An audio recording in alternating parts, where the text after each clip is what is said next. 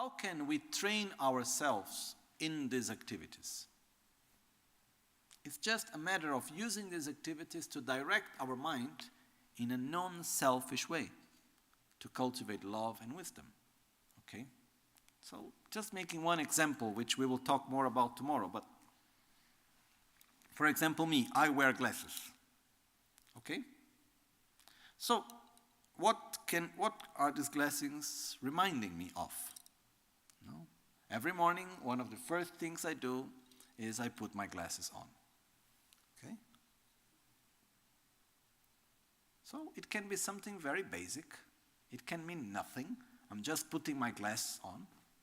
Or I can remind myself that I need to perceive reality through the correct view of reality. The glasses is like the wisdom that allows me to see reality clear, reminding myself that nothing exists in an autonomous, independent way. Everything is interdependent.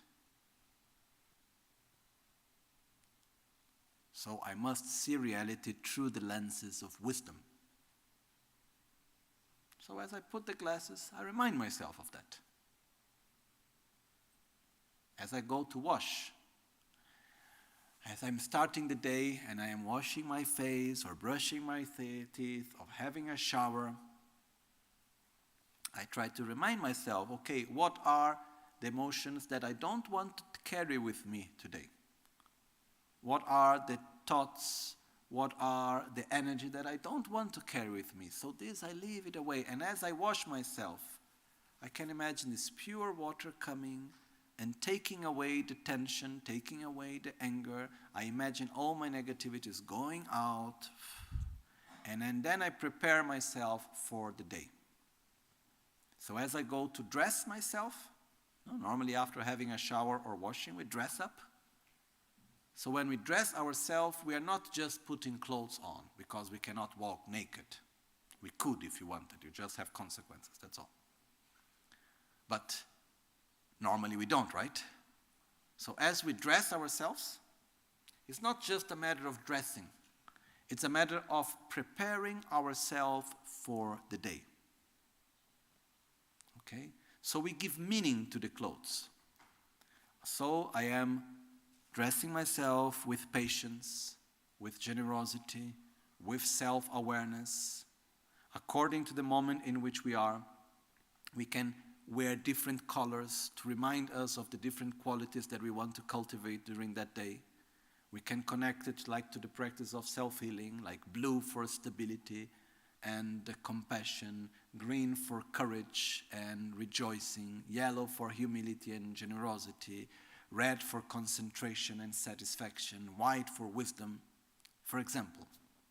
Okay? We can give particular meaning to jewels, particular meaning to objects that we use.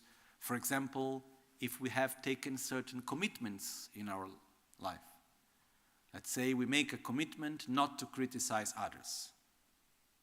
So we connect our commitment with a particular object.